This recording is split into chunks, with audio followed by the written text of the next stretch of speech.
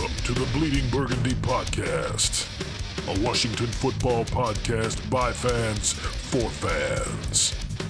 With your hosts, Jesse Martin. You want to play what? Okay. Say hello to my little friend. John Taylor. Quiet, numbskulls, I'm broadcasting. And Keith Gray. The King, your majesty.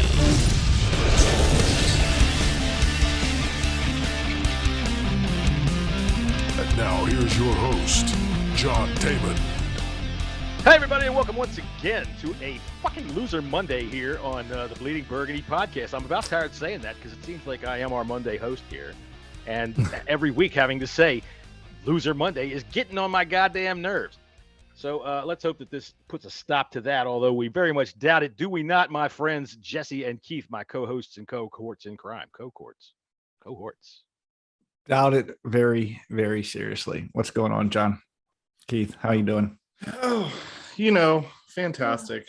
Sitting here on Loser Monday, feeling like a big loser, but not because my football team lost, but just because my wife makes me feel like a big loser.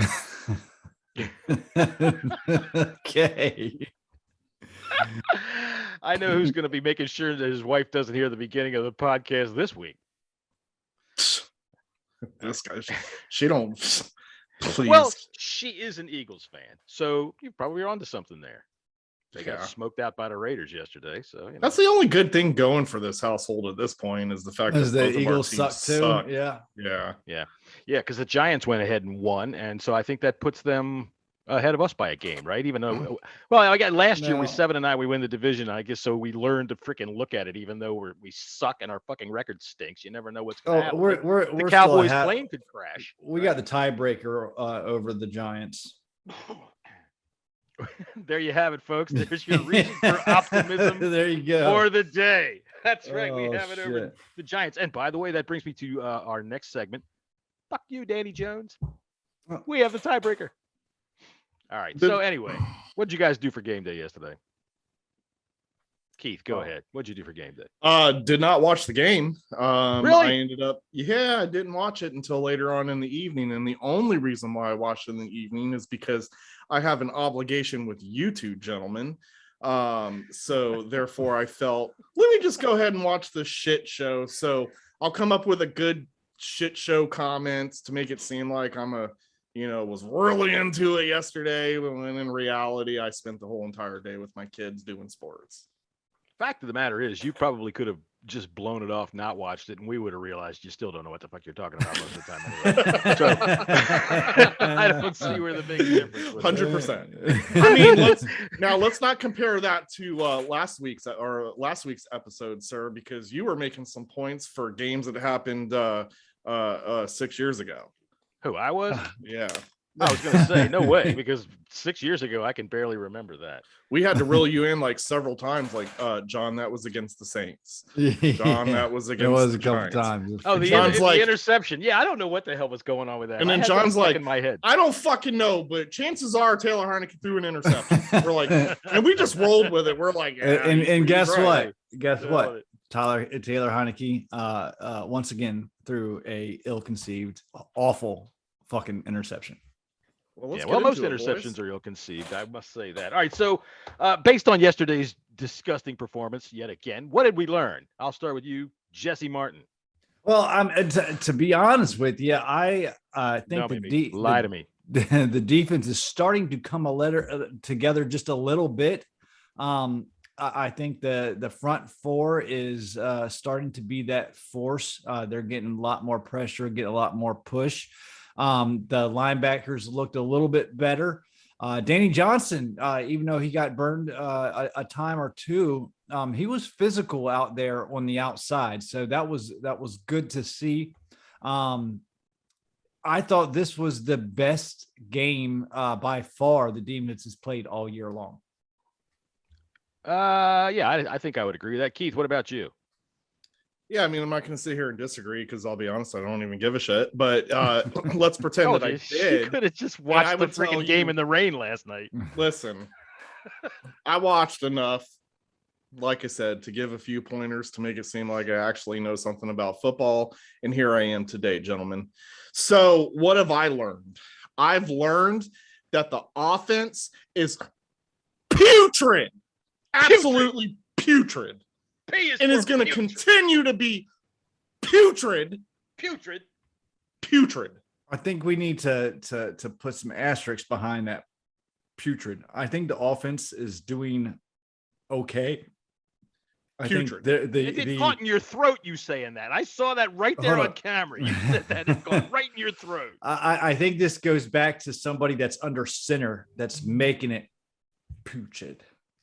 Fucking right. awful.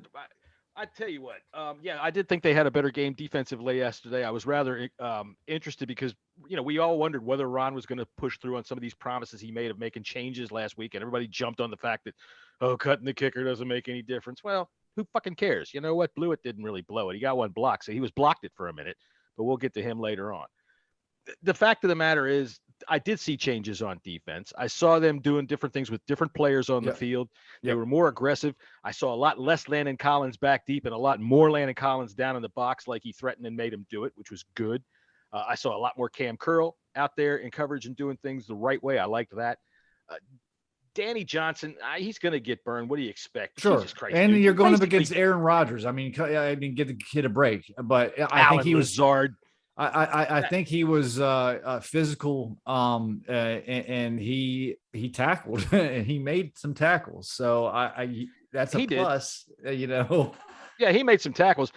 Just that final drive before the half where really Lazard just freaking picked on him the whole way down the field. Yeah, it was that 2 minute. It was like that 2 minute warning, and they went straight for Danny Johnson. And I mean, Aaron Rodgers is a smart quarterback.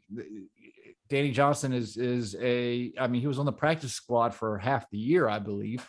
So yeah, you're going to pick on him, but I still liked his physicality. He brought something that to the team that has been lacking from the secondary this whole entire year. Listen, guys, defense was a problem. Defense was a problem in the beginning of the season, but I figured eventually, and I won't say eventually, like we've found all the answers, but I felt like we did have the players on the squad that could turn the defense around to more positive, which they did in that game. My focus is still on the offense. It's been on the offense, even in preseason. Like I told you guys in preseason, the lack of scoring was a problem to me, and it's still showing at this point. I've actually got some interesting stats. They scored 10 points yesterday. 7 times we were in the red zone. 7 times. 6. Okay. Or is it 6 times or 7? 6 times, and we came away. Almost 7. So well, let me give you these. Came away with 10 fucking points. Let me give you these sacks because, and I didn't steal this from Twitter by any means, guys. I actually took notes during the game. Oh, okay. All right. Keith's plagiarism disclaimers out of the way. What do you got? I didn't see this on Twitter. Washington, 1 time of possession by more than 5 minutes, notched 6 more first downs and had 124 more yards than Green Bay. Washington went 4 of 11 on 3rd down, 1 for 4 on 4th down, and 0 for 4 in the red zone. Gentlemen, that's a problem. 0 for 4 in the red zone. Like the Packers had never allowed a score for a team in the red zone. In the second, listen, excuse me, had never stopped anybody. Stop someone in the red zone. If we can't score with those types of stats, our offense is going to remain putrid. We were right there too. We couldn't score from right there. I know. We were there. We couldn't score because stupid ass fell on the fucking ground and tried to roll into the end zone. Oh my god. My god. Stupid ass to find his Taylor and defender it was wasn't 6 trips to the end zone. Yeah. Or red zone. I'm sorry. If you're getting to the red zone, you have to get 3 at least. I mean, if you get inside the 5, you got to get. Yeah, exactly. You're inside the 5 at least 3 times. Holy shit! We moved the ball. We moved the ball up and down the field. That was not an issue. The issue was Mr. Taylor Heinicke doing the fucking Lambo leap after he falls short of the motherfucking end zone. Fucking missed. Golly. We still have these stupid hivers that are fucking defending his dumb ass on Twitter. Well, because they're feeding off of when Taylor Heineke talked about, because they asked him, they said, you and Rodgers had a conversation. What did, you and Aaron talk about? And he said that Aaron mentioned a few years back where a similar situation happened to him. And so people are feeding off of that. Like, look, even the great does it. Listen, the great probably still played very well for the entire season. Probably his team was competitive, whatever year it was. We're not. Yeah. That's the difference. We're not. And, I'll be quite honest with you. I listened to Heineke's press conferences too. My man doesn't take accountability. He had the nerve to say that he felt he played good yesterday. And I said, maybe your stats look somewhat decent, but let's talk about game situation. It's getting your receivers killed. I don't give a fuck that you can drive the ball down the field. You got to capitalize. You got to finish. The fact of the matter is what he considers playing pretty well is not what we think is playing pretty well, because he probably does feel like he played pretty well yesterday. He did some things better than he has been doing. He ran the ball, which I like to see. He took off running. He wasn't. He had 95 yards. Scared. Yeah. The problem with him is he just can't fucking do it. He can't throw it deep because he doesn't have the arm without putting a goddamn rainbow up underneath it. He's low. Inaccurate. No, he throws low, he throws behind, and god damn it, half of his completions, the guy has to get on a step ladder and jump off the top. He's been bailed out so much. It's crazy. He falls down at the 1 yard line, or not even the 1 yard line. I mean, the schminch line, which, okay, fucking stupid, you goddamn moron. That goes right up there with the Kirk Cousins, I'm taking a knee, and the freaking Gus Frerotte, let me headbutt myself out of this season. Bullshit for Redskins quarterbacks. Then they can't get this much? Jesus fucking Christ, go home. Get on the bus and go home. Just say, we're done. When they called that touchdown back, when they called that touchdown, when Taylor Heineke fell short, I knew we were not getting that touchdown. I knew it. I knew it. You not get a goddamn inch? How can you not get an inch? I don't even understand that for the life of me. It's crazy. But look, he goes down there and he throws a terrible interception. Terrible fucking interception. God. If he throws that to the outside of that receiver where it's on his back shoulder, he's got a pretty good chance of completing that pass. But no, he throws it right up to where the defensive back says, look, my hand fits right into this fucking spot so I can take the ball. His interceptions are not like, oh, the defender made an awesome play. No, they're just bad. Just right to him. Fucking like gimme interceptions. Yeah, Keith's all choked up about it. I'm sorry, buddy. I know you watched it late last night. I didn't want you to have to get all worried and concerned about it. What do you think about Taylor Heineke's interceptions? Like any interception, it sucks. It was, horrific. And again, come at bad times too. Did he throw one to a defensive lineman yesterday, or was that some other game that I was dreaming about? Probably some other game you were dreaming about. It was definitely another game I was dreaming about. You pull these weird, like, imaginary scenarios that never happen in a game. Well, it happened in a game. It just wasn't that. Chase Young caught a touchdown, right? I'll tell you, happened in the second quarter, right? The red zone does this to me, because when you watch the red zone, you don't watch a game. You watch all the games all at the same time, and you never get a feel for any of the games. So, you just lose track of what the you're right. I know exactly what you mean. Right. I know exactly what you. How good is John Allen? I want to talk about John Allen, where I know we're kind of going back and forth, but that motherfucker is amazing. I want him on this team until he is crippled and can't walk anymore. I'm hoping today, excuse me, Keith, just for a moment, that he does get himself crippled just for a couple of days by kicking some of our defensive players square up the ass and say, don't you ever help the goddamn opposing quarterback up off the ground while you're smiling at him. Don't be shaking his fucking hand during the goddamn game. You shake his neck, but don't get a penalty. What were you going to say, Keith? Driving me nuts yesterday. No, I was just going to say, John Allen's been the bright spot that I've talked about in multiple podcasts, on that defense. I mean, I don't really talk a whole lot.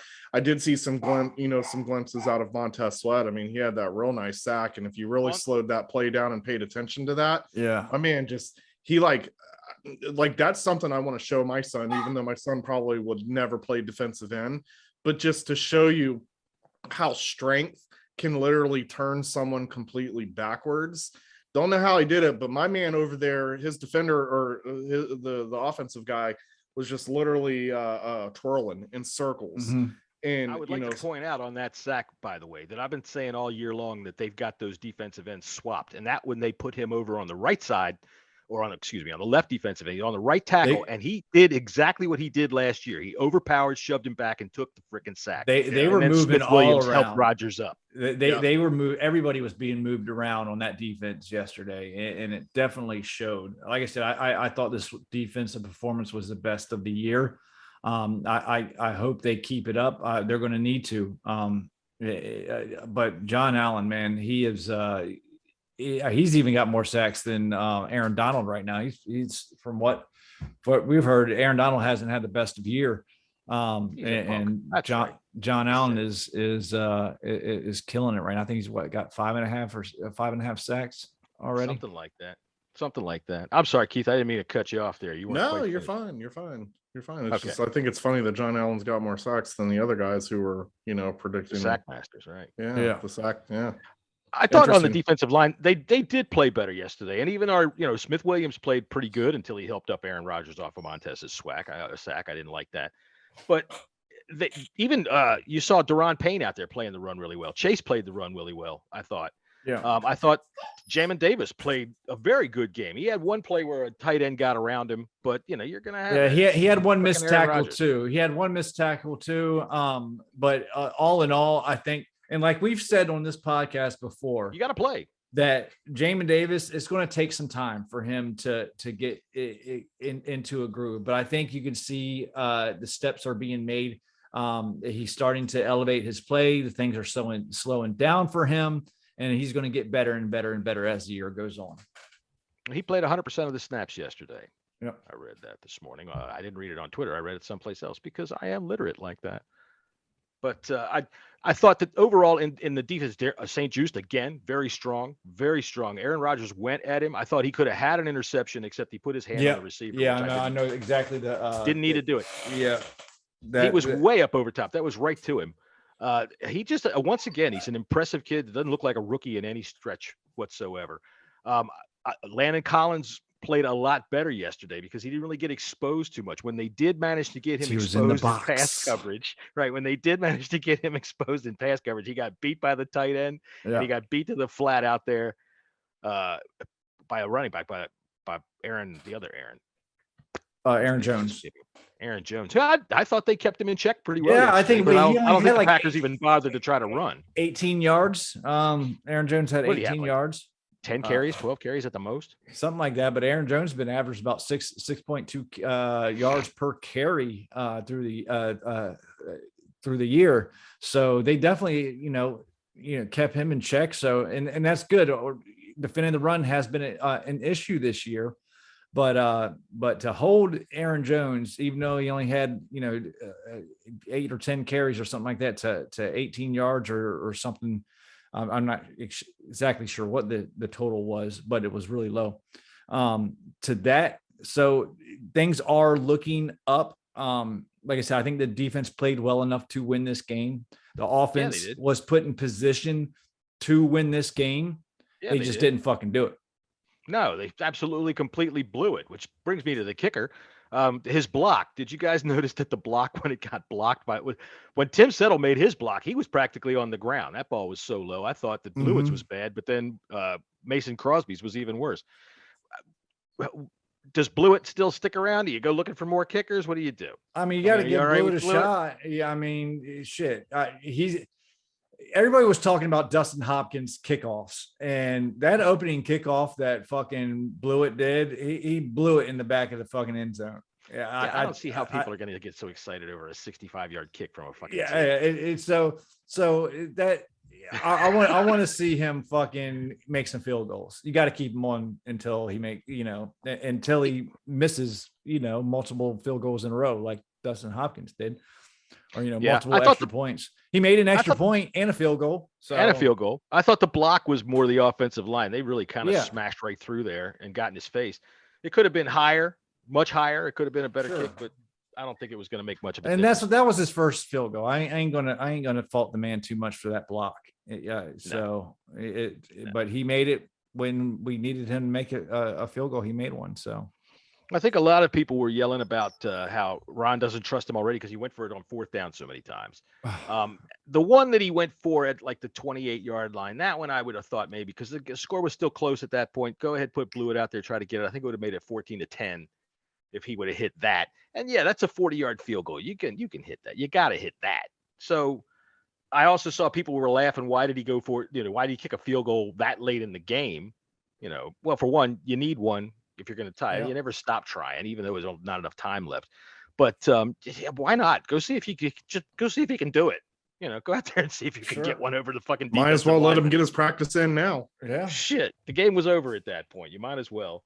But going for it on 4th down so much, I had no problem with it whatsoever, other than the execution, which was absolutely fucking horrible. No, absolutely fucking no horrible. doubt. No doubt. Sorry, my wife just came walking in and walked right on by. I'm not sure what the hell that was about. She just got home. Hi, honey. But, the executions on 4th down, again, Taylor Heineke. How do you not get an inch? The pass that he tried to fit into Ricky Seals-Jones, he never looked off at anything. And wasn't the interception, wasn't that on 4th down as well? The one into the end zone? I'm not sure. But everyone, it might have been on 3rd down. Problems. I think it might have been on 3rd down. But I liked some of the things that I saw innovation-wise. Scott Turner, I'm sorry. I don't get the fucking idiots on the internet that are saying that he's an awful play caller needs to shut the fuck up because he's making he had a great plan yesterday and players are getting wide open. It's not his fault that Taylor Heineke's fucking missing them, straight up missing them. But he is. I'm giving props to Scott Turner because he called the best game plan that he could with what he has under center. It's you hold Aaron Rodgers and the Packers to 24 points, and you get that many chances with the ball inside their territory. The red zone possessions and things like that. Some of them are as a result of the first one that doesn't get in, and then they get punts but it's because of their first fuck up that they get such good field position. Their original fuck up just keeps cascading down the game. But when you have that many possessions inside their territory and you've only given up 24 points, you've got to be able to win the fucking game. Yeah, you've got to win the game, 100%. And it's all about, in my opinion, execution. I thought I saw. Ricky Seals-Jones looked to me like he was playing a lot of H-back positions yesterday. It was a lot of times when he was dropped maybe a step off the line, maybe a step and a half off the line and closer into the backfield. I thought that was interesting. And in the first quarter in particular, they had a lot of good motion where I thought that the mesh point with the ball got a little exciting. It wasn't the usual vanilla shit. I liked that. Yeah. What about you, Keith? Are you over there? Just checking with you, brother, because we've been yakking. Yeah, I'm here. Okay. I'm good. What do you think about Turner's play calling? Yeah. What do you think about Turner's play calling? I'm not against Turner. Look again. You're a Turner liker? Is that what we heard? You're a Turner liker? Yeah, I'm a Turner liker. I think it's unfair to judge Turner when you got a QB2 running the hell. You're right. I think he's more like a QB3 now. Well, sure. I'm just being nice, but I would give less slack with Fitzpatrick at home, but then my excuse would be, well, it's Fitzpatrick. I mean, that guy's been in the league for 85 years. I think if Fitzpatrick was under center, he would have won that game yesterday. I think Kyle Allen might have won that game. Yeah, me too. I mean, he might not have gotten some of those long runs that Heineke got. I would have won that fucking game. Get out of here. His arm would be better. I would agree with you there. Keith would have won that game. You wouldn't have fallen down at the fucking 1-inch line, would you? No. I mean, I definitely have a noodle arm. There's no question about that. Are we allowed to give our quarterback a medic alert bracelet so that when he does fall down inside the one, he can press it and some firemen can run out and pick him up? You know what, man? There's something about him. And originally, I was thinking that, I like his, swagger. I like the way that he's kind of got a chip on his shoulder. It's his story. That's what people fell in love with. Let's face it, he's got a tight ass. But the problem I'm having with this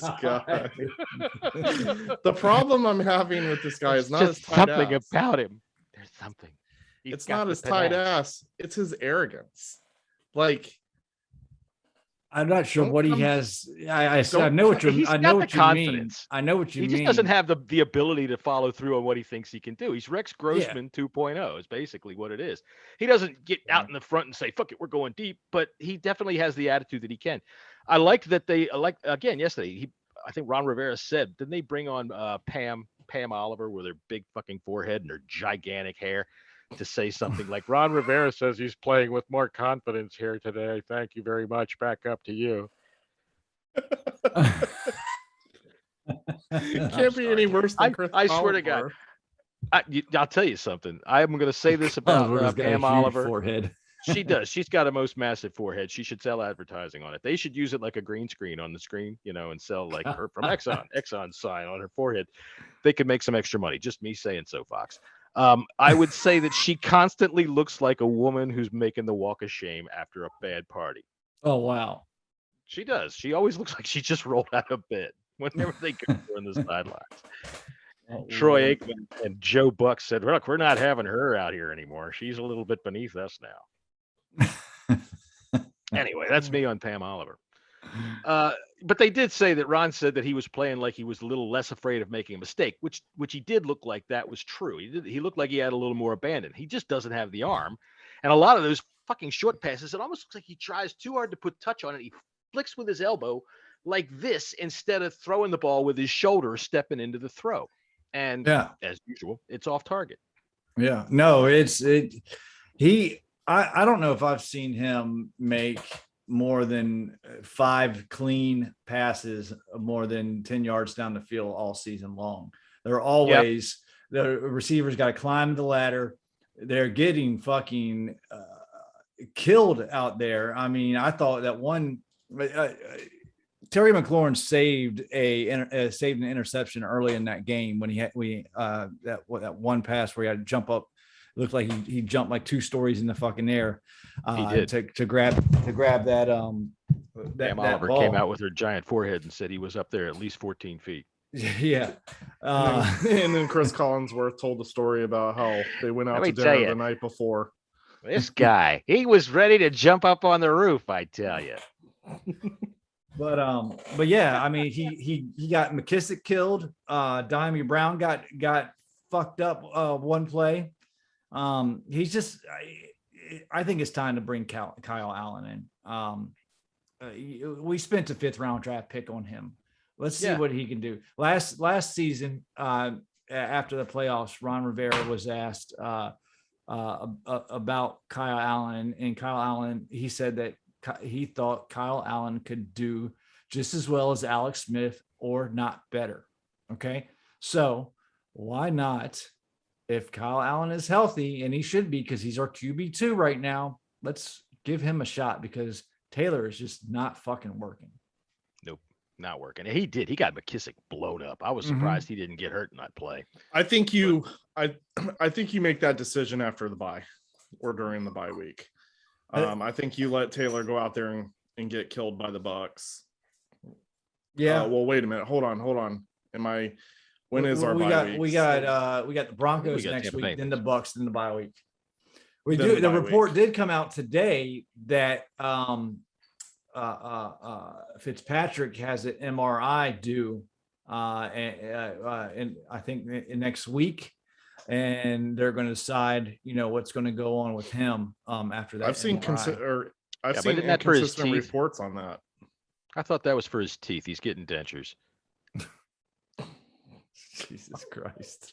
I know, that was a definite. How do you transition from that? I have no idea. What's next on the docket? We'll give it shot here. I like the running game. I must say that. I like the fact that they stuck with it, and I like the fact that Gibson would pile into it, and then the offensive line would just pile forward for 4 or 5 yards. I would like the running game more if a beast. Gibson would fucking hold on to the goddamn ball. Yes, guys, do we see this as a problem? Because it's happening. Starting to get, it's 2 games in a row. He's done it 3. I remember San Diego. He fumbled in San Diego. He fumbled last week. He fumbled this week. And did he fumble? Has he got 4 fumbles this year, or is it he fumbled in week 1? Yeah, that was he fumbled against the Chargers, right? Right there. It was right in front of us. Right. And yesterday we had like 3 fumbles that we recovered on our own, or 4, because at the goal line, Heinicke fumbled and was flipping around the ball before he finally got it and tried to push it over. Yeah. How do you not get a fucking inch? Jesus Christ. Yeah. And all the people, the refs screwed us. No, they didn't. No, they didn't. Not that play. I mean, I thought they called a clean game yesterday. It wasn't. They kept their flags bad. in their pocket for the most part. It wasn't as bad as it has been. I'll give them that. Torborg does all right. I like I said though, I really like that they got kind of bullish with the run game. They kept at it, and they were pushing people down the field. They didn't really ever break anything. That one play where I thought that Gibson could have broken one. Yeah, he could have broken one. He tripped over, I think, Schweitzer's leg. But when they get in there and they get in those pileups, instead of getting beat down for a freaking 1-yard loss or a no-yard gain or a 1-yard gain, we're pushing them piles ahead 4 and 5 yards. I kind of like that. Going down like a beast. Wes Schweitzer is a certified beast. Bye, Brandon Sheriff. Yeah, I think they should just go ahead and stick Brandon Sheriff on the IR and call it a year here. They should also stick his personality in IR too. They should. It's been broken for a while. That guy sucks, man. Like he's just like I pay attention to like stupid things that no one else does, and I just look at him. He just looks like he's so annoyed with everything. Well, he's an offensive lineman. That's kind of his job. Well, no, but during the warm-ups, and I know he can't warm up now because he's injured, but like he stands right there and he'll kind of sometimes look back. And you just look at him and he just looks annoyed. Like I feel like in his head, he's like, I'd rather be hunting right now. Yeah, he might be. With a bush light in his hand. Fuck these fans. I'd rather be hunting. Chuck Bednarik. Does the name mean anything to you guys, you young fellas? You know who Chuck Bednarik is? You know who Chuck Bednarik is? Iron Charlie. No. You live in Philadelphia. You know who Iron Charlie is? He's just because I live here don't mean I know the history of this. It's about knowing a little bit about the I'm NFL. from Florida, asshole. You've seen the film. Well, that explains a fuckload. But, I was born in Germany, I'm sorry. dickhead. That explains a trailer load. Well, then let me say it some way you can understand it. That explains quite a bit of this trailer there. I'm not German, asshole. You are not German, asshole, but you were born in Germany. So anyway, I don't even know where the hell I was going right now with that, Keith. God damn it, you tripped me up again. Oh, that's because you do it to me. I love you you. were talking about Chuck Ibarra or something. Chuck Bednarik. All right, you ever seen the film where Frank Gifford gets his freaking head knocked off? He gets knocked out on the field. You don't even know who Frank Gifford was, do you? Okay, that's Chuck Bednarik. He's the last two-way player. All right, he played for Philly back when they won a championship. Huh? Yeah. But you wouldn't say that to him. Even if he's in his 80s, you wouldn't say that to him. I don't even remember what the hell I was telling you about for Chuck Bednarik now, but was his name. So I don't even remember it. Look, there's things that I've done to myself in the past that really affect my short-term memory. So I don't even know what the fuck I was saying about that with Keith. So Jesse, over to you. Catch me on the sidelines. I'll cuss out Sheriff. I ain't afraid of his big ass. That's what we were talking about. Brandon Sheriff. Now, this was it. Chuck Bednarik used to take for practice all week long. He'd wear the same jockstrap. He wouldn't let anybody wash it, and he put a paper clip in it so that as the fucking week went by, it would dig into his balls. So that by Sunday, he was a lunatic, man. The fucking guy was crazy. So yeah, that's just one of those stories. Where do you learn these fucking stories from, man? Back in the old days, we used to read. We used to do that. But look, Brandon Sheriff might have a paperclip in his jockstrap. Maybe, you don't know. That's maybe why he's being such mean to you. Maybe he looks back there behind him and says, Jesus fucking Christ, this guy with these goddamn stupid McDonald's overalls keeps talking to me. What the fuck is this?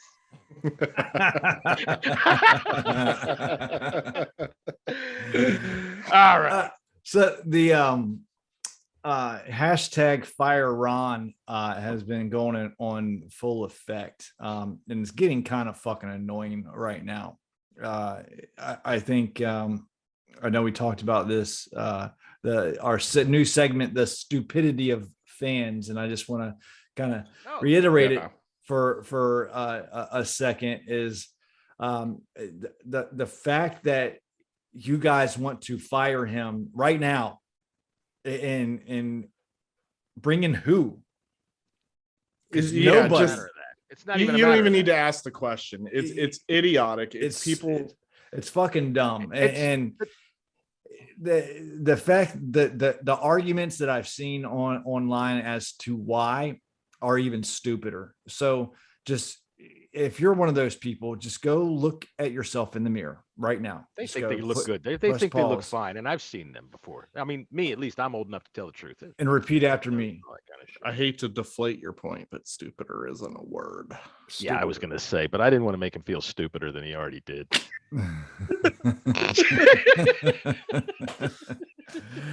Look, I'll tell you something. It's not even a matter of who you're going to get. It's who the fuck is going to take the job. That's what I mean. Fire Ron Rivera after a year and a half. You're going to get a Jim Zorn type of coach, if that. Right. If that. And Jim Zorn, he hired to be the offensive coordinator. They couldn't get anybody else. Jim Fossil was the best that they could do. So they said, okay, whatever. They're going to have to do this. And that's a fact. I know I texted this fact to you last week, Jesse. I didn't get a chance to listen to Friday's show. Sorry about that. But I don't know if you guys brought it up or not. But the only coach in Dan Snyder's entire tenure. You weren't there. Not surprised. What were you saying? Yeah. The only coach in Dan's entire 20 years here that has ever been a head coach after this place is Norv Turner, and he inherited him. Every other one. That's it. And hardly any of them even work again. I mean, granted, Dan Snyder, Mike Shanahan, they retired. Oh, excuse me, Dan Snyder, I wish. Joe Gibbs, he retired, unusual circumstances, all of this, all of that. But Jim Zorn, I think, was offensive coordinator in Baltimore for about 10 minutes before they went, you really don't know what you're doing, do you? And he went, nope, and headed off back down into the sunset. This is career suicide. Yeah. Career suicide. If you don't let him have a chance to rebuild this shit, at least part way, you're telling every other coach, don't come here because this is death. He's got to get the full 5 years. I think the only thing that Ron Rivera is at fault here is telling the fans year one that he doesn't have time for a rebuild. And then year two, he's kind of backpedaling and he's, talking about rebuild. And, so a lot of fans don't forget about stuff like that. I don't. They have unreasonable expectations. If that's the worst thing that has happened since Ron Rivera's been here, besides us losing this season, it's something that I can live with. Look, these guys need to take time. Again, at the end of the day, when you have a coach and the coach doesn't have a quarterback right. And their Band-Aid for that is bringing in Fitzpatrick, then you got to at least let the man try to get his quarterback. Now we roll into this upcoming draft, and that doesn't happen because there's, again, a lot of conflicting reports with folks saying that they're, the 2022 draft class isn't great, or that Ron's not interested in a young rookie. Yeah, I guarantee you that's fodder right there. That's bullshit. It is. Because 5 months ago, all of them were telling us all about how great the 2022 class is. My point is Ron's at least got to have that shot. And then you got to give it at least 2 years with that QB. Right. Whoever that may be, whether it be a vet, whether it be someone drafted, you give them 2 years to do what they need to do with this team. So then that gives Ron Rivera 4 years into the org, right? You can then make a decision from there. And then at the end of 5, you let him go. Listen, if we're going to keep Jay Gruden for 5, Ron Rivera better stay for 5. That's just my thoughts on that. The fact of the matter is that they kept Jay Gruden for 5 so that Dan Snyder could prove to people that I can do it. I can keep you here for a while before Ron Rivera is an actual football coach. Yeah. John Gruden is a pretender. Yeah, Gruden wasn't even. I'm sorry. Gruden wasn't even able to hire his own assistant coaches. Okay, right. John Gruden's a racist, homophobic, misogynist. Don't forget. Yeah, right. There you go. Sorry. But the fact Jay Gruden just smokes cigarettes and hangs out with college girls. The fact of the matter is, hiring Ron Rivera, we totally outkicked our coverage by getting him. So motherfuckers should be saying how lucky you are to have a coach like Ron Rivera in Washington, because seriously, nobody else would want this fucking job with all the shit that's happened. I'm going to be 100% honest and real. When you have guys that are waiting, like Eric Bieniemy, this type of stuff is going to happen. Because there's a lot of people that feel that Eric Bieniemy should be a head coach. Leftwich's name coming up. It could, but why haven't they been hired yet? I don't know. I'm not going to get into that because whoever listens to this show, they like to take things that I say and flip it. So I'm not even going to go there. But what I will say is that'll be a continued problem. That's why you hear folks say, is Ron Rivera's coaching plan outdated compared to some of these newer guys. I think that's kind of ridiculous. Listen, you can only do so. Like I think there's got to be some truth to it. There might be a little bit of truth, but at the end of the day, you can only design so many plays for football. Okay, it's not even that. It's a matter of player acquisition now and how to operate the draft. I mean, Brian's definitely got a much more patient approach, it seems, than some of these other places. Now, that's not saying that impatience is bad, but I was speaking to our mutual buddy Shane Peacher over the weekend about how he'd like to go ahead and do the Arizona Cardinals deal, fire the coach, and right away cut the quarterback, bring in the coach and let him drive his quarterback right away. And I had to remind him that they had the first pick in the draft, which makes it a lot different. When when you have everybody laid out in front of you, you can do that. I think the reclamation market's going to be a little bit bigger this year in terms of quarterbacks that are going to be on the market that we might be interested in. I know we tried to trade for Mariota last year, and he's coming up. He'll be a free agent. There's guys in college right now that I think some guys are now moving up. I honestly think that this year's class is going to be better than last year's class. Yeah, go get yourself a young guy and hope that it works. That's all you can do. Well, that sounds kind of gay, but we're not going to go down that route. I would say that, you can't tell, and there's nobody out there on the planet yet who's. Hello, John Gruden, are you there? Oh, that's how to figure out how to discern what's a good quarterback when it's in college. Which quarterbacks are going to translate to the NFL? It's impossible. It's a riddle nobody gets to be able to figure 100%. And this is right, and you can try it. 100%, which is why I will no longer listen to anyone when they talk about quarterbacks and what their thought process is and who should be what and drafted where and so on and so on. I'm just not interested. At the end of the day, just draft somebody, hope that they work with your scheme and hope that they become successful. Look, it happened with guys like Brady. If we got to have the right pieces, right? If we draft a young quarterback, we're still 99% chance of having a bad season because it takes time. Look at Trevor Lawrence, man. Look at Trevor Lawrence. Look at Trey Lance. Justin look Fields. at Justin Fields. Looks They're like all he belongs playing like in an ice cream truck. Yeah. Even Mac Jones. He's got the best coach and the best play caller out of all of them, but he's still not playing great. A young rookie quarterback is not going to fix Troy Aikman right away. Troy Aikman, Peyton Manning, same thing. Their first 2 years were god awful. I mean, you got to give you. That's why I say that fifth year is a big deal. Yeah, Rivera's got to have time. Okay. Yeah. He did. He worked. Him and Cam Newton. They found their quarterback. Okay. He found his quarterback. That took a little bit of time. But listen, the shit's not going to happen overnight. It don't fucking just as big of a shit show as this team has been for 30 years.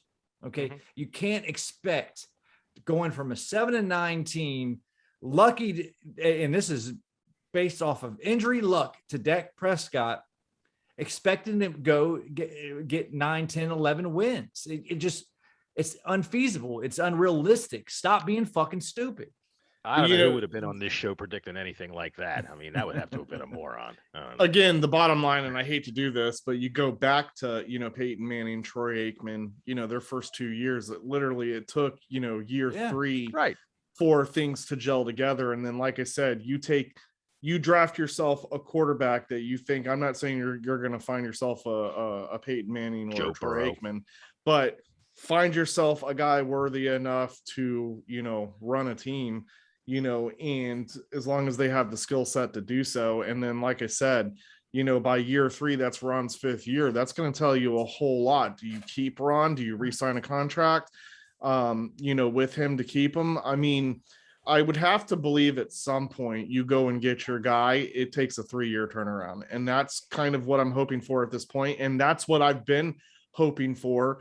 That's why I was not excited about Fitzpatrick, because to me, it's just wasting another year with a Band-Aid. It's wasting another year for us to become a respectable team.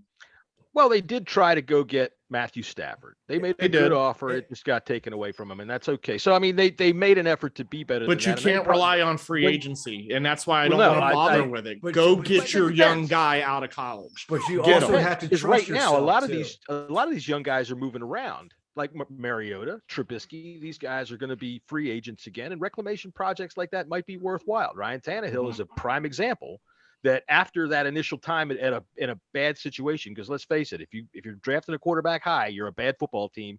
Look at Trevor Lawrence. He goes into a bad situation. There's not much you can do about that. Justin Fields, I don't care how bad he's playing. There's not much he can do about any of it. They stink. Right. So, and that happens to young quarterbacks. Well, the moral to the story is I ain't listening to anyone because these fans talk shit about Kyler Murray. He's short. He's never going to make it in the NFL. Yeah. And look, Aesop had a fable and when it comes to drafting the quarterback, all these people saying, "Oh, we should have got Mac Jones. We should have got Justin Fields." If the coach isn't 100% behind them, why would they want to move up and draft them? If they did not think that they were their guy, why waste a draft? Because I said so. That's you're going to make it another Dwayne Haskins type of fiasco if that's not your guy. So no, I don't care that we didn't draft a quarterback last year. I don't care. I'm happy with it because I trust Ron. Ron wasn't just wasn't brought here to win a fucking Super Bowl in the next 2 years. He was brought here to fix the fucking years of shit brokenness in this fucking organization.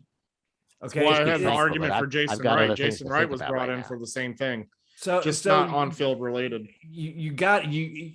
People got to remember that shit, man.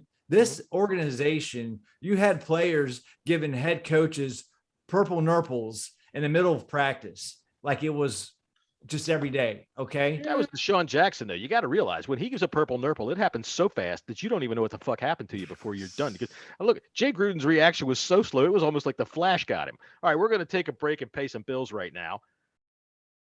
It was supposed to be a fun weekend outing. Say, gang, let's go have a fun weekend outing. That sounds like fun. Where should we go? How about this place? Green Bay, Wisconsin. But what they found was a place of ancient horror. Say, what's wrong with the ball? Yeah, like it doesn't want to go in there. Every time we come this way, it starts acting strange. It's like it jumps right out of our hands. A place where terror lurks. Terry, you gotta listen to me. If it comes to you again and you're in there, don't catch it. Don't catch it? Don't catch it. Let it hit you in the face or something. Just don't catch it, man. Do you hear me? Yes, I hear you. Do you hear me? Don't catch it. A place of unspeakable evil. Oh my God! What is that thing? It looks like a goalpost! New from Ron Rivera, director of Seasons of Regression and Let's Go Get Blown Out in Buffalo, comes Scott Turner. I'm just not sure what to do. Taylor Heineke. I'm just not good enough, damn it! I'm just not good enough! Don't go in the end zone. Rated R. Now playing until January.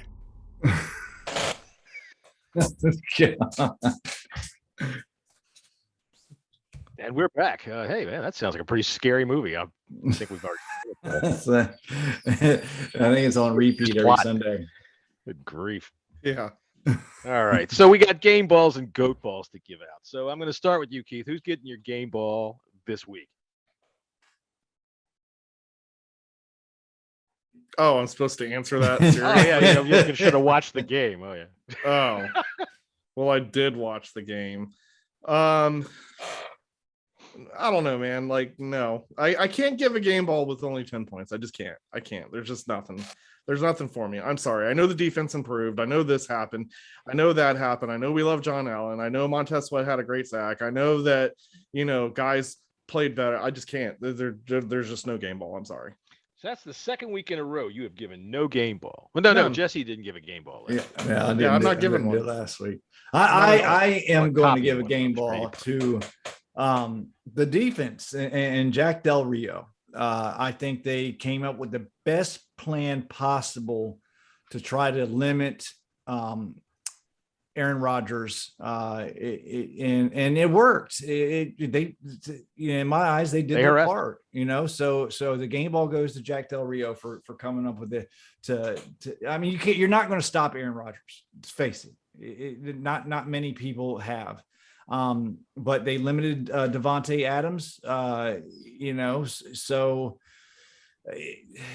I think Aaron Rodgers only threw like 10 more yards than Taylor Heineke did.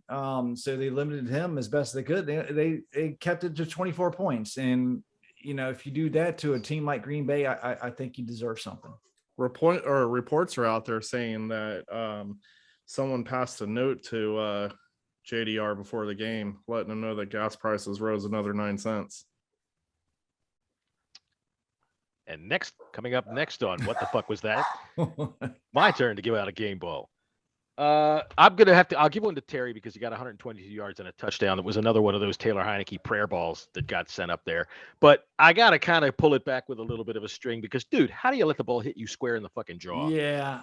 How do you let the ball hit you square in the jaw? Irked me. I'll drop a little bit. He always lets the ball into his chest. He's an arm catcher. He brings it in all the way.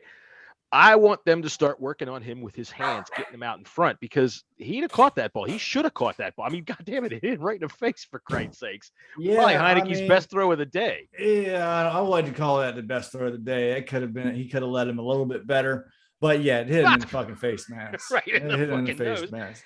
All right, and I'm gonna give a half a game ball to David Mayo. I think that's who the linebacker was who fell down on the ground and showed his ass to everybody on television. That was pretty cool. Kind of like that. Anybody who gets his pants pulled down in the middle of the game.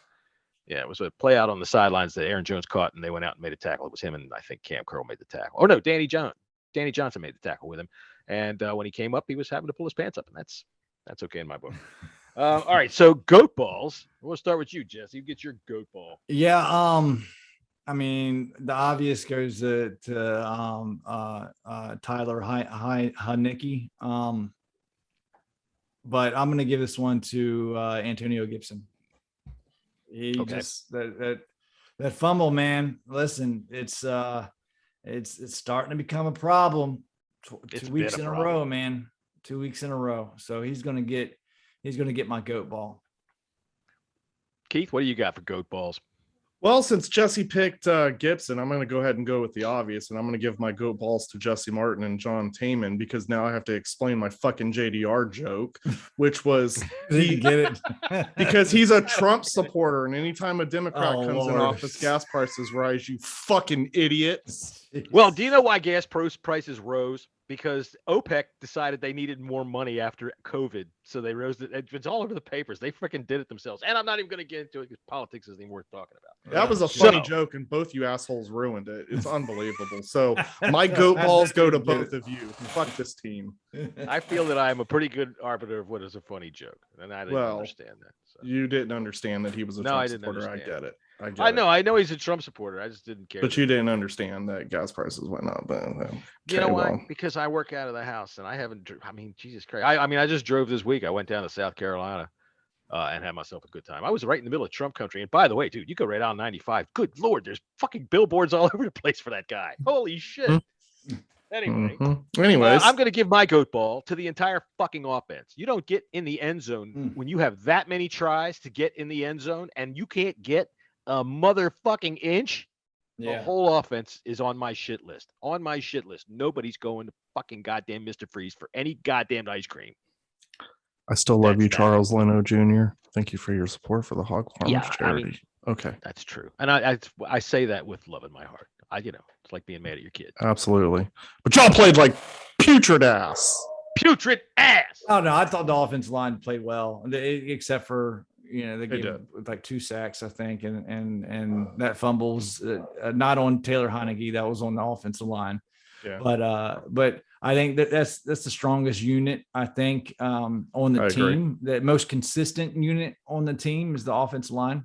Which is why I would actually put us above, and I was going to say it earlier, but put us above teams like Chicago, teams like the 49ers, where we've got a pretty decent offensive line. I'd almost say you'd be safe to draft a rookie, QB and feel okay with him behind that line. Yeah, no doubt, 100%. I think Chase Roulier is having an all-pro type season. He's he really is. He is mauling people, and it's weird because he's not. He had a great play yesterday. He's not that big. Yeah, he did. He saved our ass in terms of offensive linemen. I mean, obviously he's a lot bigger than all of us, but when you look at him compared to other offensive linemen, he doesn't look that big. No. How would you say he would compare to, say, Tamarick Hemingway? Inside joke, listeners. Inside joke. No, it's not an inside joke. They just have to be listening for a while. You'll have to go back in the archives. Well, speaking of it, the joke happened outside. Anyway. Yeah, and I can tell you this: that was a funnier joke than your gas prices joke. Listen, you know what? You two idiots. I say that. You two idiots are staring at me like I'm a damn. Like, what is he talking about? Like, I heard fuck, crickets. man. That joke. Listen, crickets. that joke was funny on Twitter 2 weeks ago, assholes. That joke was funny. I'm telling you. That joke was funny. That's the line. Joke store. I don't care. That joke was funny. You guys just don't have personalities. All right. Well, I'll tell you what. On the lack of our personality, I ain't got nothing really left prepared for the show. Yeah, there's really nothing to say. I mean, let's talk about our picks. Yeah. I didn't even write them down yet. I got them up. Well, I do know that our NFC East picks. I know that I don't know where we stand though. Where do we stand with our picks so far for the season? Like, who's in the lead? John hasn't. I haven't updated it yet. I just got back from vacation. Give me a break. Oh, Jesse had some big wins. He had some big wins this weekend over me. He did. All right. Well, we'll have to have that as a teaser for Friday's show. Find out. Yeah, we'll talk about that because it ain't really much. Good. We're gonna break down the Broncos. We're going Mile High. They suck too. So I mean, there's a chance. Yeah, we better not let Teddy Bridgewater get right against us, for God's sake. Yeah. For all of you people, by the way, they're out there screaming about it all the offseason. We should get Teddy Bridgewater. We should get Sam Darnold. Remember, read your red flags. That's the big fucking thing on Twitter now. Is everybody puts up the red flags. Well, we're all over both of those guys. And don't bring them up again this offseason, okay? Listen, I've been saying for 3-4 weeks now that that's a game that we can go in and win, and I still should feel win. that way. Yeah, listen, we can win against the Buccaneers. What do they got? A 50-year-old quarterback? That guy. We got to be. Let's be honest, just real quick before we go. In the beginning of the season, we were doing all of our game picks and stuff like that. Yeah, some of us maybe had us winning against the Saints, but record-wise, we're right where most of us thought we were going to be, as far as record-wise. The problem is they're just not. They're not playing as well as we thought they were going to play. But record-wise, we're there. What I was hoping for, though, is that we would steal one of those wins from those, dominant teams. We still have a few left. Let's not forget. We have a few left. I mean, Seahawks, right? What's going to be interesting to see is once we, clear out the schedule and we do get to that, 5-game division streak towards the end, it will be interesting to see where we stand, from that and at the end of the season. I mean, I'm still not far-fetched from 6 wins, 7 wins. I just don't. Obviously, that's not going to take the division. Like I said, if Cowboys are going to run with this division like there's no tomorrow. Like I said in the beginning of the year, if Taylor Heinicke has to play, I give us 5-6 wins. And then Fitzpatrick would have gave us 9, possibly 10 wins. So let's end it with. I know this. Listen, we have the Broncos, which is a winnable game. Damn straight. Buccaneers, which we're going to lose that game. Panthers, Panthers and Seahawks are both winnable games. The Seahawks, depends really to me on when Wilson comes back. Even with Russell Wilson has not been looking good, even before his injury.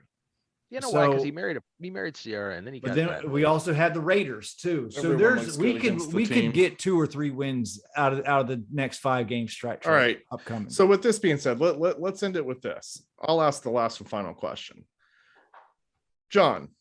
Yes. If the team finishes 7-9. Yes. This season. Yes. Did we progress? No, because we still got a game left. You mean 7-10? Oh, 7-10. I don't. Did we regress or are we progressing?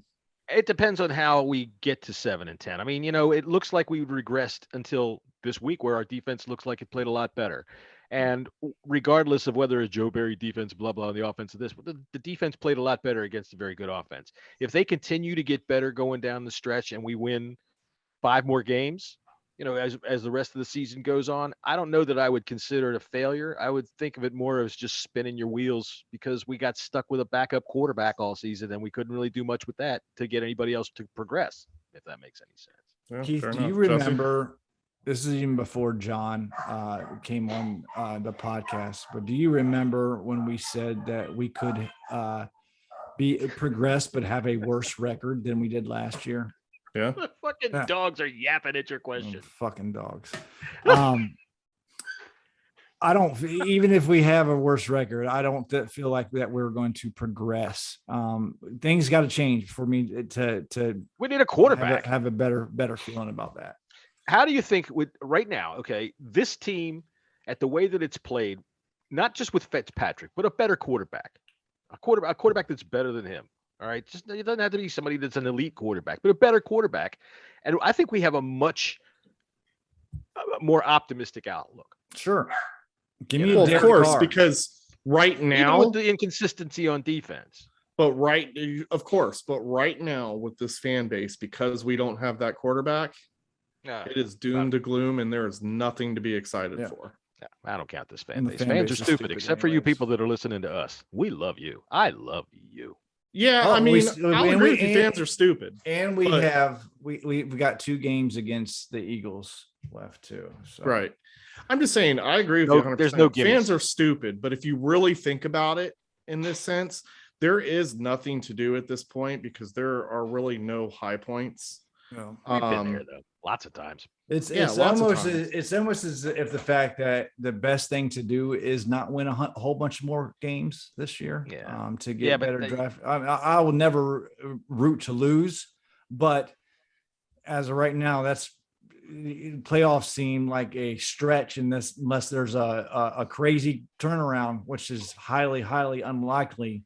But last season going 7-9 going into the playoffs really hurt. Yes, the idea. Well, it's what Ron said on the radio. He said it hurt the progression. It did because people had unrealistic expectations. The good news is that they don't really listen to the fans. Much as we like to scream and holler and think that we know what the fuck we're talking about, they don't really listen to us at all. I would wish that Ron would have taken a little more than 6.5 weeks to decide to take over and make some changes, because we did see some changes defensively in terms of personnel. Well, and I think we've been trying to end the show. So what do you got there, Keith? Give me your final thought. Well, I was going to say, do they kind of listen to the fans? Because everybody's been calling for Dustin Hopkins' head. I'm not saying fans made that decision. Don't get me wrong. I think I'm not saying that decision on their own. Yeah. But I'm sure. Okay, so maybe they made that decision on their own, but that decision don't make sense in my opinion. I thought it did. I mean, it was time. I'm going to trust Hopkins kicking a 50-yarder before I will blew it. I would never trust him at 50 yards. But here's the other side of that. He made one. He made one the day he got fired. But we don't know anything about how, you got a point, they're in the same building together all day, every day. They're working together. I always think it's inconsistency that was the problem. Yeah. Right. And then you can't have an inconsistent kicker. So we're trying to find somebody who's not. But you're trying to tell me that Blewett's going to be consistent? I have no idea. He's had 2 attempts. Well, might be. We don't know that. We don't know that he's 50% right now. And let me tell you, if my man is Dustin Hopkins like, I'm coming for your throat. I'm stepping on it, John. That's fine. You can try. But if you're Dustin Hopkins and you're trying to step on me, chances are you're going to John doesn't have much of a neck, so you might what's you trying to say there? Gentlemen, I ain't got thoughts for you. All right, Jesse, your final thoughts today. Yeah, that's good. That's about it. Jesse, how do you feel about being a season ticket holder? Huh? How do you feel about being a season ticket holder? I think that both of you are season ticket holders, and that both of you together are combined for something like 7 hours of drive time just to get to the stadium. Pretty much. Yeah. Just to get there. That's not to get home. That's just. I'd like to thank you both very much for your hard-earned money. Dick. Fuck you, Dan. All right, that's going to be it for today. We'll see you guys on Friday. I am John at Bang Radio Hour on Twitter if you want to come and talk to me. Keith, you are at where? KG Skins 26. Don't find me anywhere else. At Jesse's 24. All right, and that's going to be that. So, Jesse, say your thing. Because he's Jesse's girl. Jesse's girl.